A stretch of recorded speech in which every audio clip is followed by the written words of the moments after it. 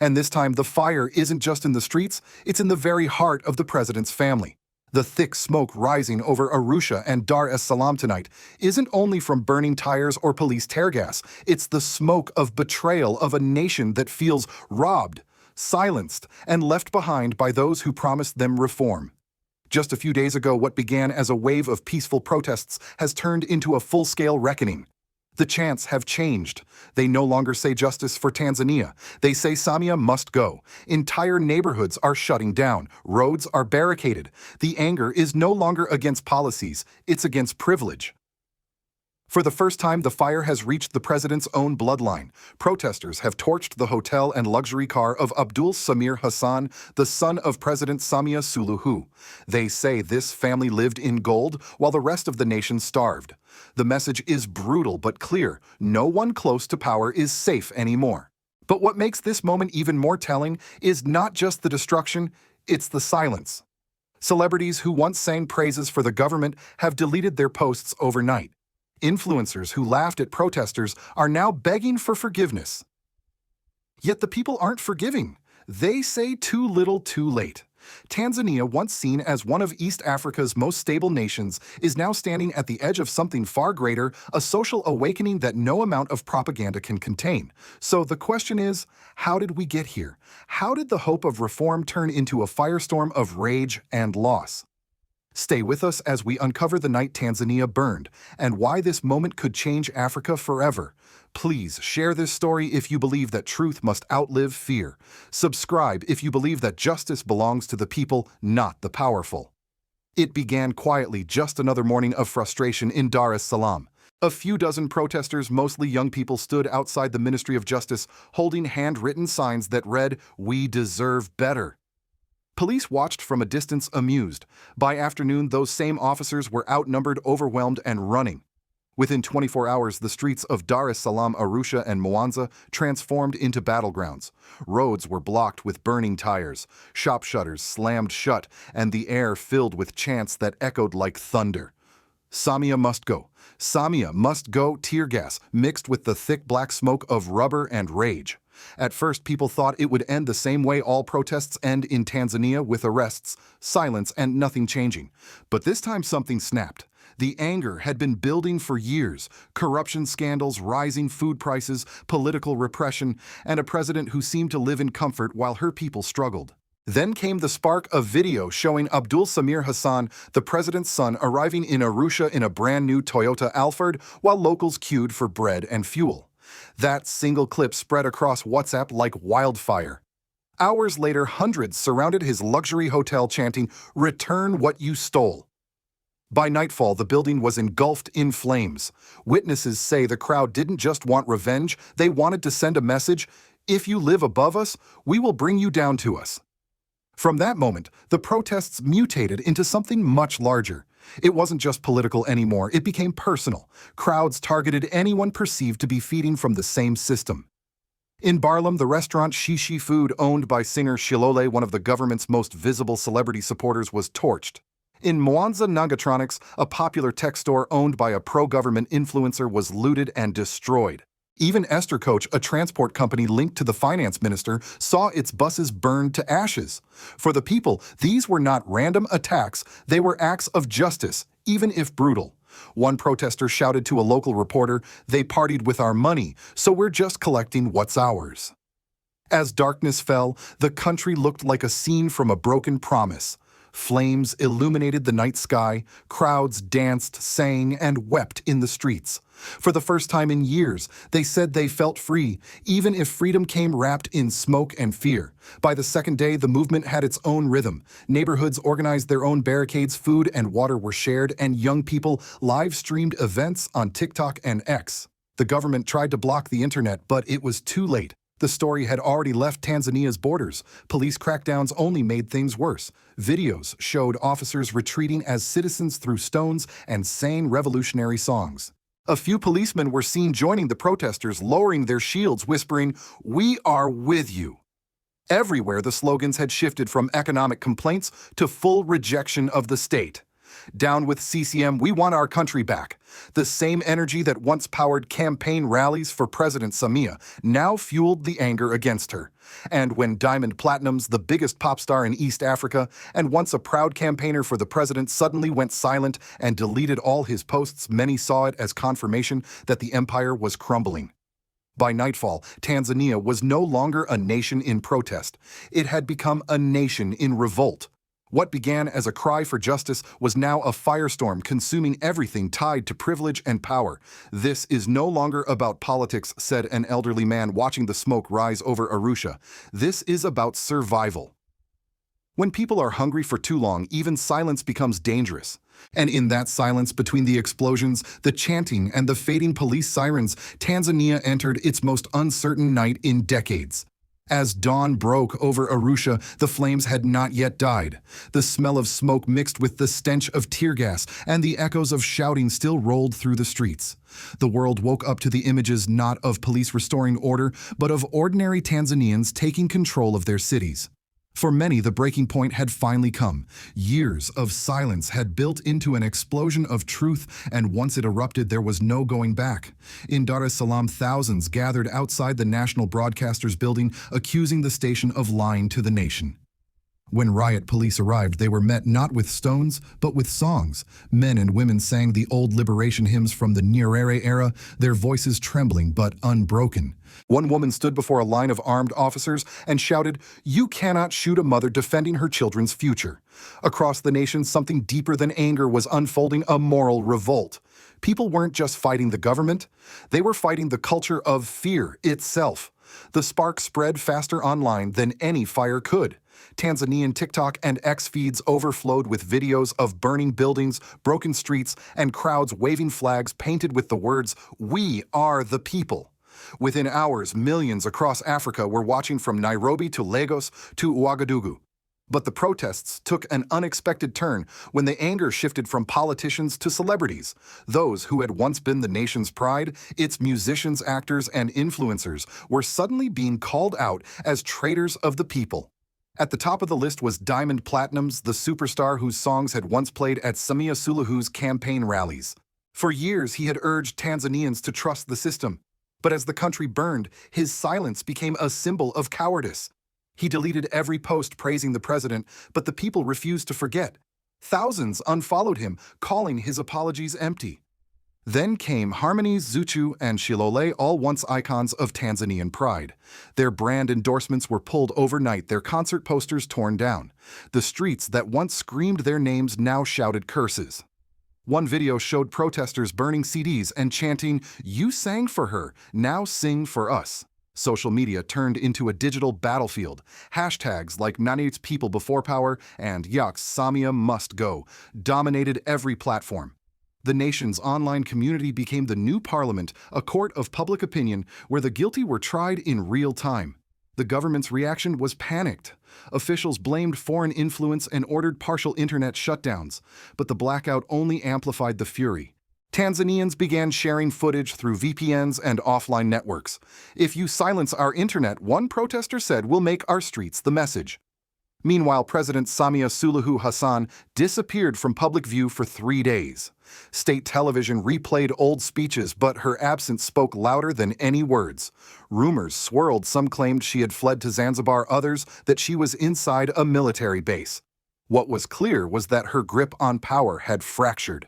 As military trucks rolled into Arusha, crowds surrounded them, waving branches and shouting, "Don't fight your own people." In several places, soldiers stepped down from their vehicles and refused to open fire. One young officer reportedly told demonstrators, "My mother is in that crowd. I will not shoot her." It was the moment that turned protests into a national awakening. The sight of soldiers standing beside civilians, even for a moment, electrified the country. People cried, hugged, prayed. Some whispered that maybe, just maybe, Tanzania was finding its soul again. The climax came that night when demonstrators projected the words, "Power belongs to the people," on the side of the burned hotel that once belonged to the president's son. For a brief, defiant moment, the entire city went silent, watching those glowing words flicker against the smoke-filled sky. Then a roar erupted. Drums, songs, and tears merged into one sound, the sound of a nation that had finally remembered its voice. By the third day, Tanzania was no longer the same country. What began as anger in the streets had become a fracture in the nation's soul. Government offices were closed, major highways were deserted, and the once bustling markets of Dar es Salaam stood eerily silent. For ordinary citizens, the cost of defiance was heavy. Families fled their neighborhoods as buildings burned through the night. Children slept on school floors, and food supplies began to dwindle. The price of bread tripled in a week. Yet amid that hardship, something extraordinary was happening. People were organizing themselves. Local committees began to appear across the cities, small groups of citizens patrolling their streets, distributing water and sharing food with protesters and police alike. What the government had lost trust, the people were rebuilding among themselves. In Arusha, a group of teachers turned a destroyed bus terminal into a relief center. In Mwanza, young engineers used car batteries to power small radios that spread news between towns.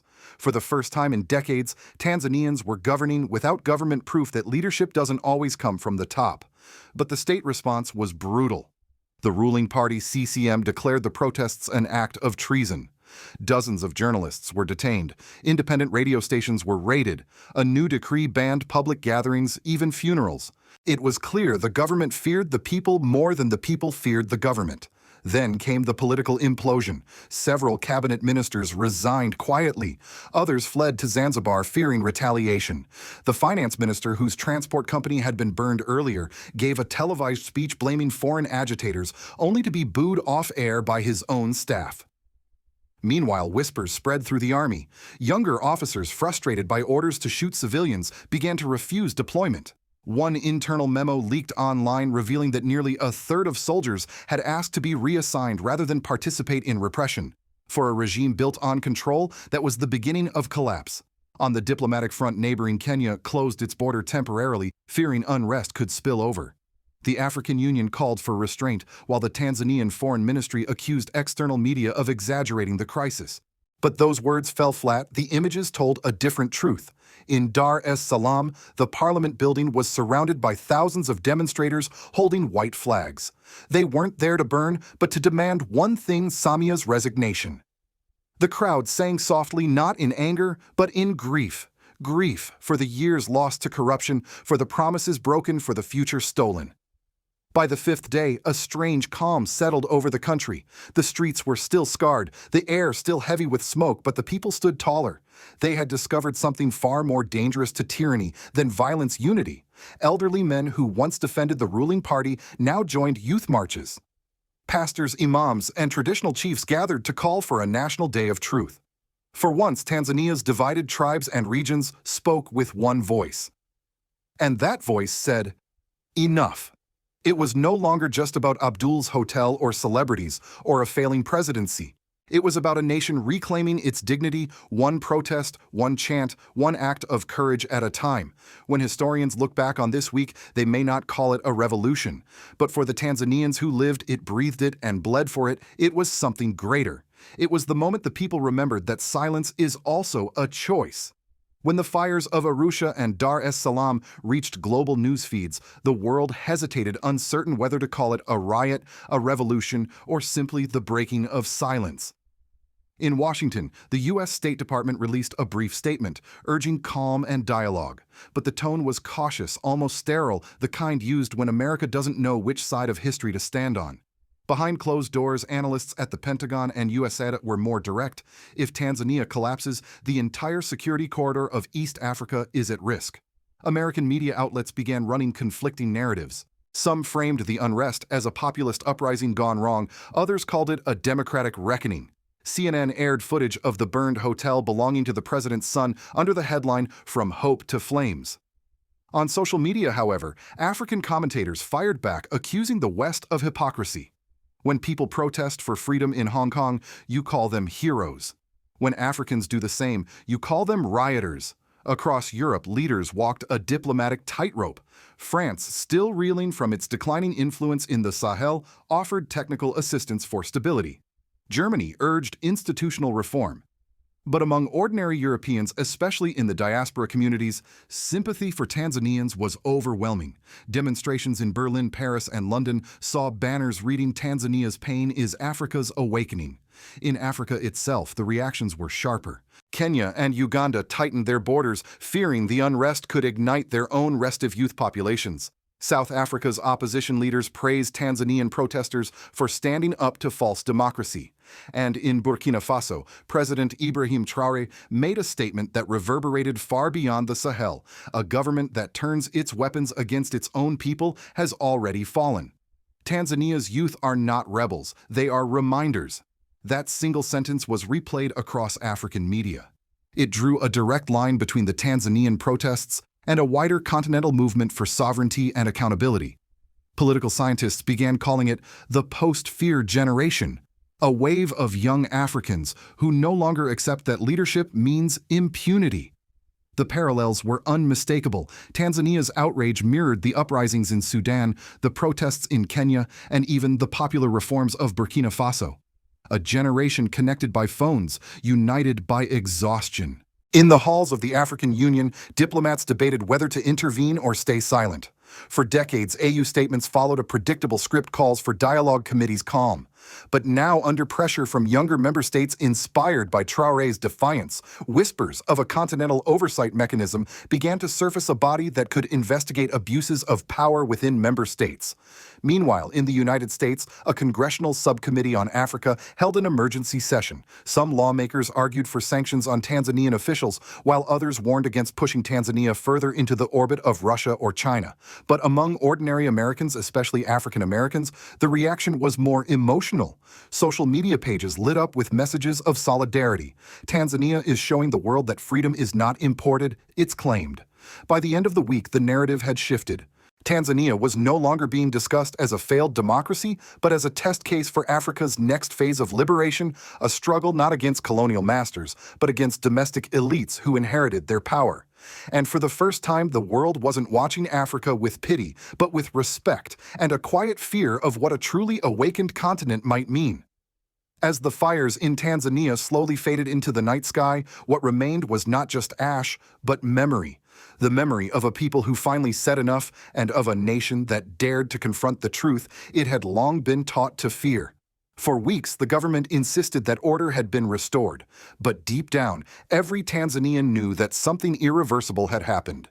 The fear that once ruled their hearts had cracked, and through those cracks the light of self-awareness began to pour in. The burned hotel of Abdul Samir Hassan now stands as a silent monument not to destruction, but to awakening. The same walls that once housed privilege now echo with the footsteps of protesters who refused to kneel. Across the country, murals began to appear, clenched fists painted on broken walls, children drawing flags from charcoal, women planting trees where fire once raged. Out of chaos, something new was growing. But history teaches us that revolutions don't end with smoke. They begin with it. If the government rebuilds without reform, if justice gives way to vengeance, then the flames of Arusha will return hotter, wider, and more determined. The real test of Tanzania's rebirth will not be in how it burns, but how it rebuilds. And beyond its borders, the world is watching. From Nairobi to Niamey, from Ouagadougou to Washington, people are asking the same question. What happens when the people finally realize they don't need permission to be free? In that question lies Africa's greatest challenge and its greatest hope. For nations like Burkina Faso, Mali, and Niger, where leaders like Ibrahim Traoré have turned rebellion into reform, Tanzania's fire feels familiar. It's not the chaos of collapse, it's the pain of transformation. The world may label it unrest, but for millions of Africans, it feels like truth returning home. And perhaps this time, the truth will stay. So tonight, as the last embers cool and the world scrolls past the headlines, remember this: Tanzania's story is not an isolated tragedy, it is a mirror for every nation that confuses control with leadership and silence with peace. Do you believe this is the end of Tanzania's fire, or just the beginning of Africa's awakening? Share this video if you believe that justice must rise, even when the streets fall silent. Subscribe if you believe that truth, not fear, should decide the future of nations. Stand with the people, not the power, because one day the fire will reach all of us.